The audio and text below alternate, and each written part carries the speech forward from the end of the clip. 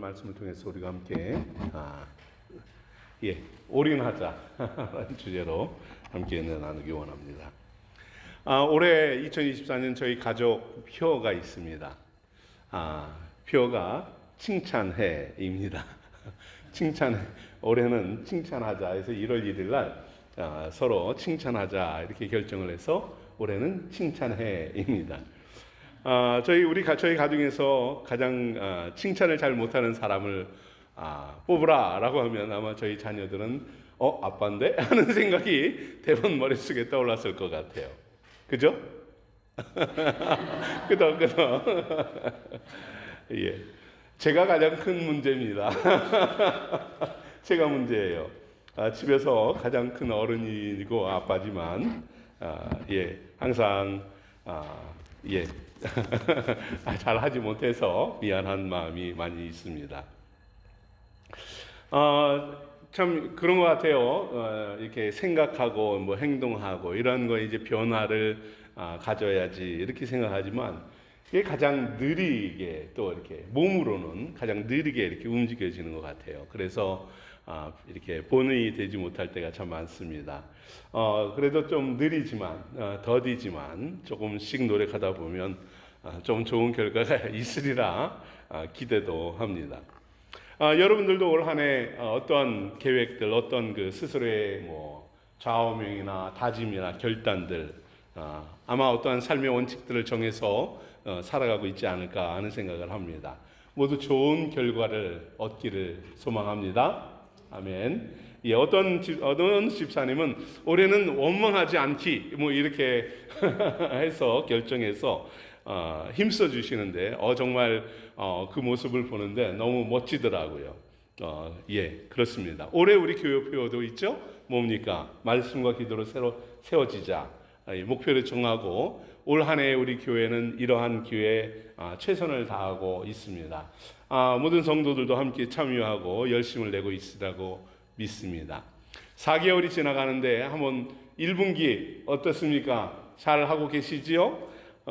힘써서 애쓰는 분들이 있습니다.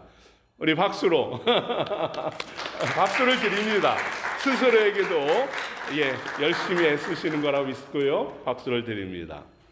근데 또 어느덧 그 열기가 식어가는 분들도 없잖아 있는 것 같아요. 다시 한번 여러분 힘내시기를, 다시 한번 말씀을 붙잡고 기도를 붙잡고 힘내시기를 권면합니다. 여러분 모두를 응원합니다. 믿음으로 결단하고 그 삶의 원칙을 정하고 정진해 나가는 그 삶 속에 하나님의 놀라운 은혜가 주께서 주시는 힘과 새 힘 공급받기를 소망합니다. 오늘 묵상하는 본문의 말씀 초대교회도 나름대로 그들이 정한 원칙이 있죠. 그죠? 주님의 말씀에 의한 원칙이 있습니다. 그런데 그 원칙과 그 진리의 문제에서 초대교회에 아주 심각한 충돌이 일어나기 시작을 합니다. 당시 교회는 예수님의 지상명령에 따라서 복음을 전하고 이 복음이 예루살렘 그리고 유다 사마리아 땅끝까지 어떻게 보면 급격하게 아주 단시간 내에 확산이 되는 것을 보게 돼요. 이제는 바나바와 바울이 이 복음을 들고 세계 선교 여행을 할 정도로까지 당시 땅끝이라 여길 수 있는 로마까지 이 복음을 전하려고 정진해 나아갑니다. 하나님은 이 이방인의 구원을 감당하도록 이방 지역에 최초로 안디옥 교회를 세웠고 이제 그 교회를 통하여서 주께서 명령하신 이 복음의 원칙을 진리 문제를 들고 나아가게 합니다. 안디옥 교회, 여러분 우리가 잘 아는 대로 이방인의 구원을 위해서 이방인들이 세운 교회입니다. 얼마나 놀라운 부흥이 있었습니까? 예수의 말씀을 그들은 정확히 이해하고 땅끝이 유대인이 아니라 이방인이다라는 이 사실을 믿고 선교를 위해서 전도자를 파송하는 교회였습니다. 로마 전역으로 예수 복음을 전하는 놀라운 선교적 사명을 감당합니다. 이제 1차 선교 여행을 14장까지 마쳤어요. 이 마치고 돌아온 바울과 바나바는 이제 예루살렘과 그리고 안디옥과 인근의 지역을 다니면서 우리가 복음을 전했더니 정말 땅끝까지 복음이 증거되더라. 우리 땅끝으로 여기는 이방인들이 예수를 믿더라. 이 놀라운 보고를 합니다. 성도들은 감격을 하죠. 그리고 은혜에 충만합니다. 하나님께서 이방인들에게 믿음을 문을 여시더라라고 이야기를 합니다. 이 선교 복음은 당시 유대인들에게 감동이고 충격이었습니다. 예수 복음이 사람들과 환경, 지역 이 모든 것들을 초월하여서 사모하는 모든 자들에게 넘치도록 놀랍게 확산되는 것, 이렇게 역사되어지는 것은 감격이며 기쁨이었죠. 그런데 여러분도 잘 알듯이 어떤가요? 교회에 복음의 은혜가 넘치면 반드시 그 열기를 식히려고 그 성령의 불을 끄려고 하는 자가 있지요. 악한 영은, 사단은 여지없이 교회를 공격합니다. 오늘 본문은 바로 그 사건으로 인하여서 나타난 초대교회의 첫 번째 공식 논쟁이 나옵니다. 그 핵심은 무엇이냐면 바로 이방인이 구원을 받을 수 있는가라는 점이에요. 첫 번째 선교 여행 속에서 이방인들이 예수를 믿는 것을 보면서 이방인이 구원을 받는 것이 합당하느냐, 그리고 그들이 믿게 되면 어떻게 우리는 그들을 가르쳐야 하는가, 이것이 그들의 주된 논쟁의 이야기였습니다. 성령의 놀라운 역사에 제동을 걸고 찬물을 끼얹는 자들이 생기는 것입니다. 항상 문제는 사람, 인생들입니다. 여러분이 받은 은혜와 기도의 열기, 그리고 말씀을 사모하는 그 열정들, 여러분 그것을 끄는 자가 항상 있지요. 사단은 우리를 그 불을 끕니다. 예배하지 못하게 하고 게으름을 피우게 하고 방해하고 여러 가지 공격으로 나옵니다. 혹시 그러한 공격으로 인해서 지쳐있는 성도가 있다면, 그리고 힘들고 어려운 환경에 빠진 성도가 있다면 여러분 다시 일어나기를 바랍니다.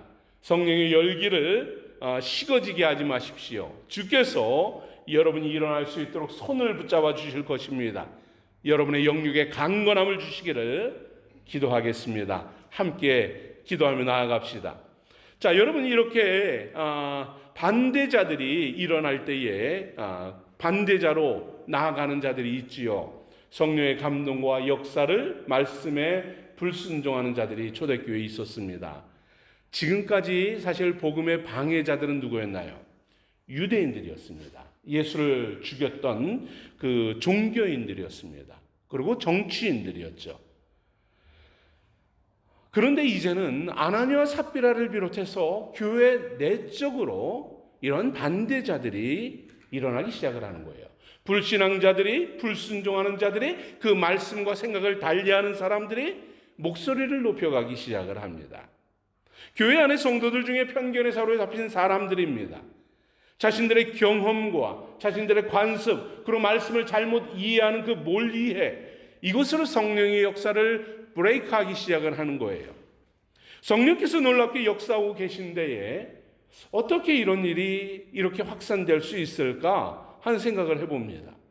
여러분, 인생들이 성령의 역사와 감동 속에서 그것을 거부하고 반발하고 불평과 불순종에 싹트게 되면 이러한 제동이 걸리게 되는 것입니다. 이러한 무리들이 생겨나게 되지요. 오늘 본문은 바로 이와 같이 교회에서 발생할 수 있는 바로 영적 충돌에 대한 문제를 지적하고 있습니다. 서로 의견이 다르고 신앙관이 다르고 생각이 다른 이들로 인하여서 일어나는 이 사건들, 이것을 어떻게 해결할 수 있는지, 이것을 그냥 덮어서 시간이 지나면 해결되겠지라는 이러한 것이 아니라 오늘 주님은 적극적으로 이 복음의 원칙에 근거해서 이 문제들을 깨닫고 해결해 나가십니다. 이 일을 위해서 제자들은 긴급하게 모임을 소집합니다. 오늘 1절의 말씀을 보면 이렇게 말씀합니다. 너희가 모세의 법대로 할례를 받지 않으면 능히 구원을 받지 못하리라. 사단의 시기와 질투에 사로잡히는 어리석은 바리새 유대인들, 교인들이 교회에 이처럼 불화를 가져옵니다. 여러분, 우리는 오늘 이 말씀을 보면, 저는 이 말씀을 딱 묵상하자마자 떠오른 게 뭐냐면 무식하면 용감하다라는 말이 딱 들어맞는다라는 생각입니다. 안디옥 교회의 부흥과 성령의 역사를 시기하는 자들, 자신의 그 무지함, 성령을 알지 못하는 이 무지가 바로 그 역사를 거부하는 것이지요. 예수 믿음으로 구원받는 이방인들이지만 유대인들처럼 할례를 받아야 한다. 구원이 유대인에게서 왔으니 유대인과 같이 율법의 의무를 짊어져라 라는 논리입니다. 내가 받은 구원과 내가 받은 성령은 가짜다, 뭔가 부족하다, 충족되지 못하였다라는 것이죠.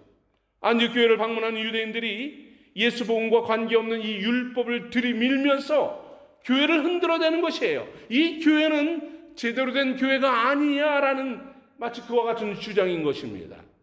이 구원의 문제는 결코 가볍게 다룰 수 있는 문제가 아니었습니다. 이 안디옥 교회는 너무도 심각한 논쟁에 빠지기 시작을 했어요. 흔들리기 시작을 합니다. 다툼이 일기 시작을 합니다. 특히 당시에 이 할례라는 것은 이 모세 율법을 지키는 유대인들에게 있어서 아주 기본 중에 기본이었어요. 그들을 나름대로 하나님을 믿는 결단의 표시였습니다.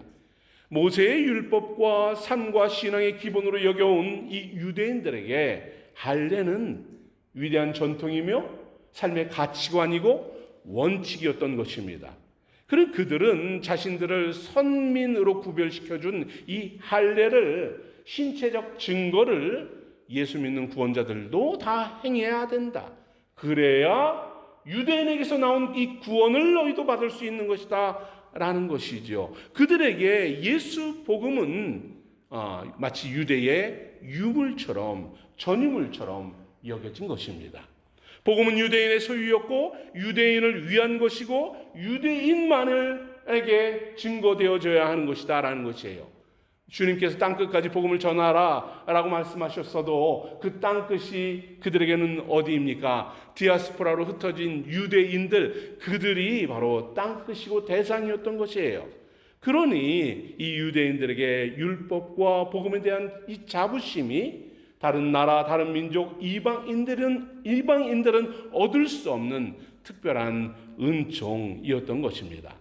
그리스도를 통해서 하나님과 관계를 맺을 수 있고 구원을 얻을 수 있는 것, 이것은 오로지 우리들 뿐이야 라는 이 자만과 교만에 사로잡히게 한 것이에요. 결국 안디옥 교회는 예루살렘 교회의 이 심각한 문제를 이야기합니다. 이것을 해결해 달라 요청을 해요. 그 일로 일어난 것이 바로 예루살렘 공회입니다. 예루살렘 공회의 주제는 바로 구원받기 위해 모세의 할례를 받아야 하는가라는 점입니다. 이방인에게도 구원이 있는가라는 점입니다. 초대교회 지도자들은 이방인들이 어떻게 기독교인이 될 수 있는가, 이 문제를 해결하기 위해서 많은 논쟁을 벌입니다. 이상적인 방법을 찾아갑니다. 초대교회는 다양한 사례들과 증인들을 불러 세우면서 이것을 우리가 어떻게 해결해야 하는가 논의합니다. 토론을 합니다. 그리고 그들은 정말로 성경적인 해답을 찾아내요. 하나님은 예수 그리스도의 복음을 자신들의 전유물로 여기고 철저히 자기 중심적인 이 신앙관을 가지고 있는, 믿음의 자만심에 빠져 있는 이 유대인들의 편협한 교만을 단번에 꺾어버립니다. 여러분, 이처럼 초대교회는 이방의 구원 문제, 여기에 마음을 열게 하시고 다양하게 수용하고 논의하여서 주님께서 구원을 주시려고 하는 모든 자들에게 구원을 주시는 놀라운 은혜를 찾아갑니다. 여러분, 초대교회와 같이 현대교회에도 역시 다양한 문제들이 많이 있지요. 여러분, 여러 가지 문제들이 있을 때 어떻게 이것을 해결해야 할까요? 많은 경우는 그냥 침묵을 하고 그냥 과제로 남겨두지요. 시간이 지나면 해결되겠지 이렇게 넘어가는 경우가 많습니다. 저는 초대교회에서 지혜를 얻어야 하지 않나 하는 생각을 합니다. 때로는 서로 비평도 하고 의견도 있고 나름대로의 주장도 있고 이런 것을 우리가 충분히 나눠야 한다라고 생각을 합니다. 그리고 그것을 함께 경청하고 그리고 하나님의 뜻을 말씀 앞에 모두가 모여있는 것 중요합니다. 무엇인가요? 의사소통이죠. 모두가 자유롭게 이야기할 수 있는 것입니다. 우리 교회 공동체는 여러분 의사소통이 필요합니다. 저는 우리 생수교회에 의사소통이 필요하다고 봅니다. 많은 경우 의견들을 표현하지 않아요. 그죠? 여러분 장점 같지요? 성경적이지 않습니다. 성경적인 것은 의사소통입니다. 이야기해야죠. 불만이 있어도 아니면 다른 생각이어도 의견을 모아서 함께 좋은 것을 찾아 나가야 합니다. 비록 뭐 제가 좀 여러분 보기에 속이 좀 좁아서 이 말하면 목사님 삐지는 거 아니야? 뭐 이렇게 생각하실 수도 있겠지만 최대한 듣겠습니다. 뭐 지나치면 제가 조금 그만하시죠. 뭐 이렇게도 할 테니까 이야기하십시오. 여러분 가장 바람직한 방법 의사소통이 있어야 합니다. 교회가 건강하게 성장하도록 다양한 논의를 하고 솔직한 의견들을 나누는 이 소통이 필요합니다. 뭐 주문을 하거나 아니면 묵상을 하거나 아니면은 뭐 여러 가지 의견들을 나눌 때 다른 사람을 비방하고 지적하는 것이 아니라 여러분의 의견을 자유롭게 또 받은 은혜를 나누고 공감대를 형성하는 것, 이것은 교회에 가장 필요한 첫 번째 행위입니다.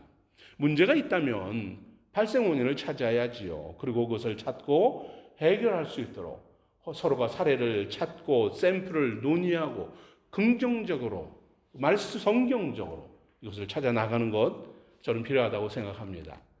저는 이것을 위해서 오늘 6월 초순경에 우리 생수교회의 사역을 위해서 여러분과 함께 논의를 하려고 합니다. 사역 부서들의 연합 모임을 가지려고 해요. 뭐 부서의 리더인 분들은 반드시 참여해야 되고요. 그리고 리더가 아닌 분들도 우리 교회 사역을 위해서 관심 있는 분들은 모두 다 참석할 수 있습니다. 그래서 교회 우리 사역을 함께 논의하고 그리고 소통하여서 더 주께서 우리에게 주신 이끌어 가기를 원하시는 그 비전을 향해서 함께 나아가고요. 기도하면서 나아가기를 준비하기를 원합니다. 여러 가지 부서들의 어려움도 있을 것이고 그리고 장애물도 있을 수 있습니다. 그러나 이 모든 것들이 교회를 온전히 세워가기를 기뻐하시는 주님의 뜻이라고 저는 믿습니다. 편안하게 그리고 또 진지하게 여러분 우리가 유익한 만남을 가질 수 있도록 어떻게 하는 게 어떤 모임을 갖는 게 좋을지 좋은 의견이 있으면 제안도 해주시면 고맙겠습니다. 여러분 의사소통을 하며 하나님의 뜻과 인도하심을 찾아 나가는 것, 이것은 교회가 해야 될 마땅한 일입니다. 일치된 방향은 아닐지라도 서로가 마음을 모을 수 있는 시간이 되기를 기대합니다. 자, 오늘 본문은 바로 이러한 여러 가지 심각한 문제 속에서도 그들은 그 문제를 극복하고 사역을 감당하기 위해서 논의합니다. 토론합니다. 논쟁을 합니다. 그들이 해결한 이 논쟁을 하면서 나아간 그 방향이 두 가지입니다. 저는 오늘 본문에서 두 가지를 교훈하는 것을 깨닫습니다. 사도행전 15장에서 교훈하는 이 신앙의 근본적인 원칙 두 가지가 있어요. 이 두 가지를 저는 두 주에 걸쳐서 여러분과 나누려고 합니다. 오늘은 그 첫 번째로 하나를 묵상하려고 해요. 그것은 바로 은혜에 올인하는 것이다 라는 점이에요. 교회에 여러 가지 문제가 있고 논쟁의 주제가 있을 수 있습니다. 여러 가지 아픔도 있을 수 있습니다. 은혜를 붙들고 충분히 의사소통하며 생각을 나눠야 하는 것이죠. 초대교회는 이방인의 구원 문제가 터지자 그들은 심도 있게 깊은 대화를 나눕니다. 오늘 6절과 7절의 말씀에 사도와 장로들이 이 일을 의논하러 모여 많은 변론이 있은 후에 모인 사람들이 모두가 다 한마디씩 했겠죠. 많은 의견 충돌이 있었습니다. 옥신각신합니다. 쉽게 문제가 해결되지 않을 수 있었어요. 모든 성도들이 교회의 상황을 정직하게 평가하고 판단합니다. 문제 해결을 위해서 가장 좋은 방법을 모색해 갑니다. 이런 많은 대화 후에 이제 베드로가 이야기를 합니다. 할례를 받아야 구원을 받는다라는 이 유대인들의 주장에 베드로는 세 가지 이유를 들어서 논리적으로 그 문제를 해결해 나갑니다. 첫 번째는 자신이 하나님께서 자기 자신을 하나님의 대변자로 세우셨다. 이방인들 앞에 세우셨던 이 사건을 이야기합니다. 무엇입니까?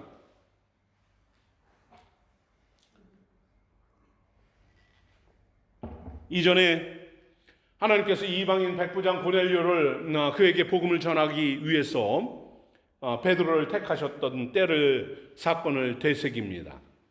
기도 중에 정결하지 않은 짐승들을 먹으라라는 이 계시가 왔지요. 그때 베드로는 어땠나요? 3번 다 거부합니다. 그럴 수 없습니다. 충분히 베드로는 지금 이 논쟁의 소지를 이해할 수 있는 사람이에요. 나도 그랬었다. 그때 정말로 나는 받아들일 수 없었다. 하나님의 직접적인 계시가 있음에도 나는 거부했다. 그런데 돌이켜 보니까 하나님의 관심은 나에게만 있지 않았다. 나를 통해서 이방이 하나님의 대변자로 그들 앞에 세우셨다. 바로 하나님의 관심은 이방인에게 있었다라는 것을 고백하는 것이죠. 내가 그들에게 하나님의 말씀을 전할 때에 그들은 마치 스폰지가 물을 흡수하듯이 이방인들에게 전하는 자신의 복음이 200%, 1000% 흡수하는 것을 빨아들이는 것을 경험할 수 있었다라는 것이죠. 모든 이방인들이 하나님의 말씀 앞에 무릎 꿇고 내 입에서 나오는 것을 하나님의 말씀으로 받았다. 어찌 그들에게 구원이 있지 않겠느냐라는 것입니다. 성령이 임재하여 그들도 증인이 되었고 믿음으로 복음을 영접하였고 정결하여 구원에 이르렀고 그들 모두 우리와 같은 하나님의 백성이요 자녀가 되었다라는 것을 그들은 경험을 통해서 증거합니다. 두 번째, 베드로는 무엇을 이야기합니까? 인생들이 율법을 지키는 것은 불가능한 일이다라는 사실을 이야기하고 있어요. 너희도 알다시피 나도 율법을 지키지 못한다라는 것이죠. 우리 조상도 율법을 제대로 지킨 사람이 누가 있느냐? 아무도 없다라는 것입니다. 그런데 어떻게 이방인들의 목에 이 올무의 율법을 매게 할 수 있느냐라는 것이죠. 그들에게 반문합니다. 이 율법을 강제할 수 없다라는 것이죠.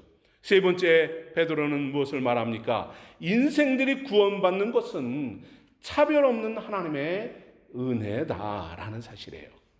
내가 이방인들에게 복음을 전하고 그들 앞에서 예수 하나님의 대변자로 설 수 있었던 것, 그리고 그들이 하나님의 이 율법에서 자유를 얻어야 하는 이유, 이 모든 것은 무엇입니까? 은혜 때문이다라는 것이죠. 고넬료 사건에서 베드로가 깨달은 강력한 진리는 무엇입니까? 바로 하나님의 구원은 이방인과 유대인 여기에 차별이 없다라는 점입니다. 베드로는 구원은 하나님의 은혜로만 성취된다는 사실, 인종과 신분과 행위와 율법의 문제가 아니라는 사실을 정리합니다. 여러분, 그렇습니다. 구원은 하나님이 주시는 은혜입니다. 아멘. 하나님은 어떠한 차별도 없이 모든 인생들에게 바로 구원의 은혜를 베풀어 주시는 분이지요. 율법을 전혀 알지 못하는 사람들에게도, 그리고 철저히 율법을 지키는 사람들에게도 차별 없이 베푸시는 것이 하나님의 은혜다라는 것이에요. 특히 유대인들을 거룩한 선민으로 구별하는 이 할례, 이것은 구원과는 전혀 관계없는 것이다. 행위, 구원과는 아무런 관계가 없다라는 것입니다. 우리의 공력과 우리의 노력과 우리의 행위가 하나님의 구원을 얻는 비결이 아니라는 사실입니다. 믿음의 성도가 구원받고 하나님의 나라에 이르는 길은 바로 차별 없는 하나님의 은혜뿐임을 베드로는 선포하는 것이에요. 여러분, 우리의 공의, 우리의 노력, 우리의 의지, 여러분, 이 모든 것이 없는 하나님의 은혜로 구원받은 여러분을 축복합니다. 은혜만을 바라보는 여러분을 축복합니다. 예수 그리스도로 인하여서 은혜받은 백성으로 살아가는 여러분을 축복합니다. 그렇습니다. 은혜로 사십시오. 예수님만을 바라보십시오. 주님이 주시는 그 은혜로 소망을 두시기를 축복합니다. 여러분, 그렇다면 인생들이 받은 이와 변함없는 하나님의 은혜는 무엇인가요? 성경에는 여러 곳에서 하나님의 은혜를 우리에게 말씀합니다. 그러나 구약에서도 이미 율법 가운데 살아가는 그들에게도 하나님은 은혜의 복음을 선포합니다. 이사야는 은혜 베푸시는 하나님이 어떠한 분인가를 우리에게 교훈합니다. 우리 다 같이 함께 읽어볼까요? 시작.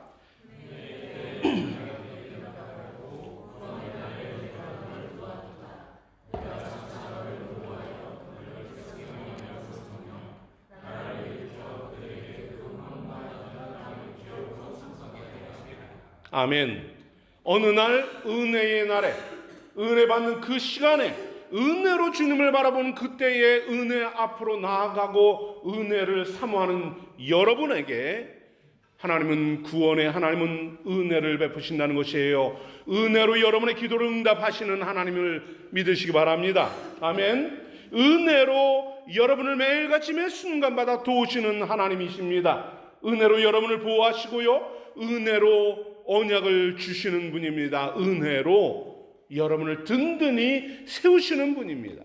메마르고 황무한 우리의 삶 속에, 우리의 생업 속에, 근심과 절망 속에, 그 속에서 여러분을 기업으로 상속케 하시는 분, 이 모든 것이 하나님의 은혜라는 사실을 여러분 기억하시기 바랍니다. 여러분, 인생의 문제를 해결하는 궁극적인 방법이 무엇입니까? 내가 유대인이냐? 내가 10년을 그리스도인으로 살았느냐? 내가 목사냐? 내가 성도냐? 내가 어떤 직분자냐? 아니에요. 내가 돈이 있느냐? 내가 얼마나 헌금을 했느냐? 내가 얼마나 열정적으로 사느냐? 내가 능력이 있느냐? 아닙니다. 우리가 어떤 기술과 학력과 인맥을 유지하느냐? 아닙니다. 예수 그리스도의 은혜뿐이라는 사실입니다. 그 은혜로 우리가 구원받고 그 은혜를 붙드느냐, 그렇지 않느냐, 한 가지입니다. 아멘. 은혜로 사는 성도에게 하나님은 은혜를 주실 것이고, 그렇지 않은 자에게는 은혜를 사모하라 말씀하시는 것입니다. 여러분, 그리스도의 은혜의 구원의 은혜를 붙드는 세상 성도들은 저는 이렇게 봅니다. 다르게 보입니다. 세상이 다르게 보여요. 차별할 필요가 없고요, 세상을 연연하고 거기에 가치에 목매지도 않습니다. 우리가 바라보는 이 세상, 여러분, 은혜 안에 사는 사람은 다 다르게 보입니다. 사람들을 편견을 하지도 않습니다. 이 사람의 이런저런 것 따질 필요도 없어요. 그렇지 않습니까? 나에게 심지어 나에게 유익이 있냐 없냐, 이것조차도 은혜 받은 사람은 평가하지 않습니다.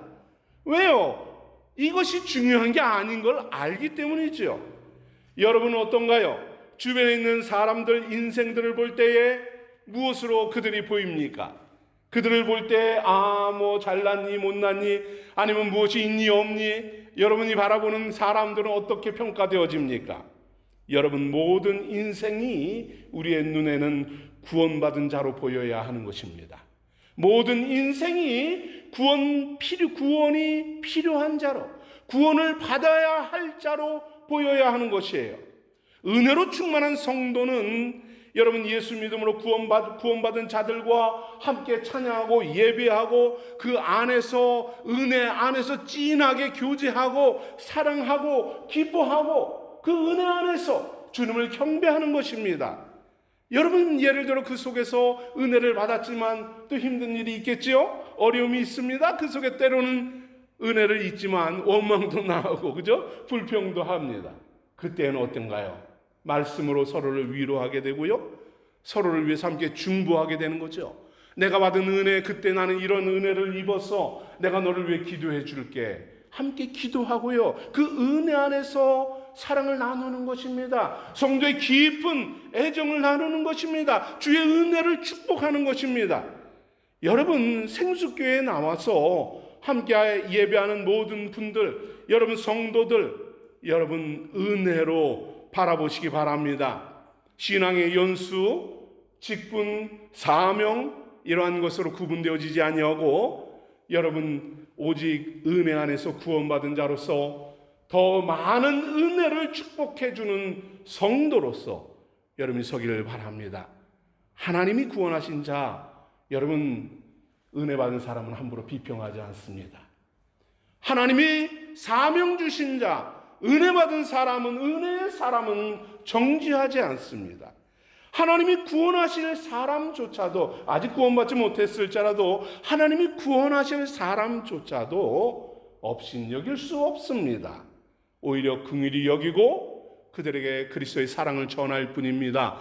복음을 나눌 뿐입니다. 여러분이 주님의 은혜로 풍성해지기를 축복합니다. 아멘. 여러분의 마음과 삶과 가정과 생업 속에 하나님의 은혜만이, 주님의 은혜만이 충만해지기를 원합니다. 우리 생수교회는 바로 이와 같이 구원받은 성도들이 함께 예배하며 찬양하고, 그리고 매 순간 매 한 주간 수시로 깨달은 그 은혜를 나누는 이런 교회가 되기를 소망합니다. 은혜 안에서 위로하고요, 영적인 가정으로 형제 자매로 교제하는 이런 공동체가 되어야 하는 것입니다. 예수 안에서 이 구원의 감격과 기쁨을 나누고 수시로 중보하고, 내 기도거리 많으니까 나는 할 수 없어가 아니라 오히려 내가 받은 은혜로 위로하고 중보해 줄 수 있는 이런 성도들, 이것이 은혜 받은 성도인 것이에요. 여러분, 저는 구원받은 여러분들이, 성도들이 정말로 이렇게 함께 예배하기를 원합니다. 정말 은혜 받은 그 감격으로 예배하기를 원해요. 그냥 형식적으로 주일이 되었으니까, 새벽 예배니까, 기도의 시간이니까 참여해서 있는 것이 아니라, 물론 우리가 항상 은혜에 충만할 수 없지요. 그렇다면 그곳에 가서 은혜 충만한 사람을 보고 또 은혜를 깨닫는 것이에요. 여러분, 은혜의 예배가 되게 해야지요. 예를 들어서 최근에 우리가 찬양 여러 팀들이 예배를 인도하고 있어요. 여러분 어떻습니까? 오늘 우리 박종훈 집사님 찬양 인도하셨는데 어떤가요? 은혜롭지요? 어쩌죠? 대답이 좀 약한데? 저는 은혜 받았습니다. 매 주마다 우리 정충희 집사님 인도할 때에도 은혜가 되고, 우리 학생들도 은혜가 되고, 매 주마다 저는 너무 은혜로워요. 여러분, 그렇습니다. 이 은혜가 온전히 그 예배 시작부터 끝까지 충만해야 하지 않을까요? 풍성해야 하지 않겠습니까? 그런데 이렇게 찬양만 은혜로우면 또 좀 부족하지 않나 하는 생각합니다. 여기에 만족할 수 없습니다. 저는 더 은혜로운 예배가 되었으면 하는 그런 간절한 마음이 있습니다.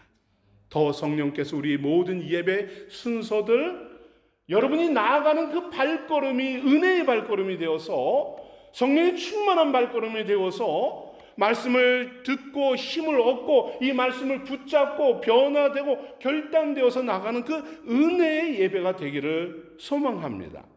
그래서 어떻게 하면 이게 달까? 어떻게 하면 우리의 예배가 정말 은혜로울 수 있을까? 고심고심 오랫동안 했습니다. 그러면서 정말 하나님의 은혜 가운데 저는 올해 우리 예배, 각 부서들, 작년까지만 해도 그렇지 않았는데, 여러분들이 내가 이 부서에 하겠다, 이 부서에 해보겠다, 이렇게 자원하는 모습을 보면서, 하나님이 이렇게 인도하시는 것이 아닐까 하는 생각을 하면서 몇 가지를 좀 시도해 보려고 합니다. 이거는 사실 한편으로는 글쎄요, 이게 조금 여러분 서운해하지 마십시오. 뭐냐면 제가 사실 이제 선교센터를 기도하면서 개혁한 여러 가지 사역 모델들이 있는데 그 중에서 하나이기도 합니다. 근데 이제 그거를 어떻게 적용할까 하다가 고민하면서 우리 부서들을 통해서 한번 해볼까 하는 나름 그런 생각을 좀 하게 되었어요. 무슨 말이냐면, 여러분 우리 요번에 이제 6월 초순경에 부서 모임을 하자라고 했죠. 문제가 있어서 모이자는 게 아닙니다. 여러분이 부족하고 잘못해서 모이자는 게 아니에요. 너무 귀해서 이 부서들을 통해서 하나님이 어떻게 우리 교회를 이끌어 가실까, 정말 그 마음입니다. 그 간절한 마음으로 여러분과 함께 이야기하고 좋은 아이디어들을 좀 찾아내고 그러고 싶어서 하는 겁니다. 그 중에 이 부서들을 통해서 부서들마다 각각의 특징이 있고 사명이 있어요. 예배가 그 특징이 살아나고 그 사명이 선포되는 예배가 되었으면 좋겠다는 마음입니다. 어떤 형식일지는 저도 잘 모르겠습니다. 근데 부서의 사역이, 예배를 통해서 부서들이 해야 될 사역을 깨닫고 그것을 또 증거하고, 그리고 조금 어떤 사역을 감당했으면 그걸 함께 은혜를 나누고 간증하고, 여러분 그러한 것이죠. 그리고 그 속에서 뜨거운 열정으로 고백하고, 또 식어져 있다면 사명을 회복하고, 이러한 예배가 되면 어떨까 하는 마음입니다. 성령의 임재하는 예배, 또 그 속에서 사역자를 파송하고 그리고 그 속에서 은혜를 체험하는 그러한 예배가 되기를 소망합니다. 정말 은혜가 넘치는 그러한 예배자들로 우리가 모든 부서들이, 모든 성도들이 서기를 바라는 것이 저의 간절한 소망입니다. 주님의 변함없는 은혜를 여러분 사모하시기를 권면합니다. 구원을 주시는 은혜에 감사하고요, 은혜를 더욱 강렬하게 사모하는 성도들 되기를, 예배자 되기를 소망합니다. 여러분, 주님의 은혜는 예배를 통해서 임합니다. 저는 그렇게 믿어요. 예배 따로 은혜 따로가 아닙니다. 하나님이 주시는 은혜는 예배를 통해서 시작이 됩니다. 예배에 실패하면 은혜의 삶을 살 수가 없어요.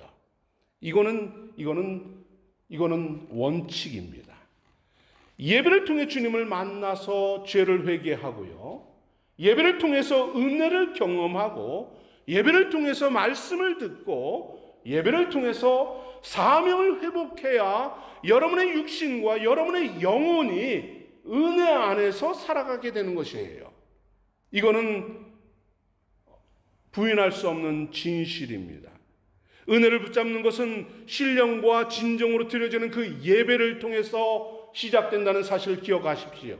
예배를 붙잡을 때에 은혜를 붙잡는 삶이 되는 것입니다. 우리는 하나님의 은혜로 살아가는 존재들이에요. 은혜가 없이 내일이 없습니다.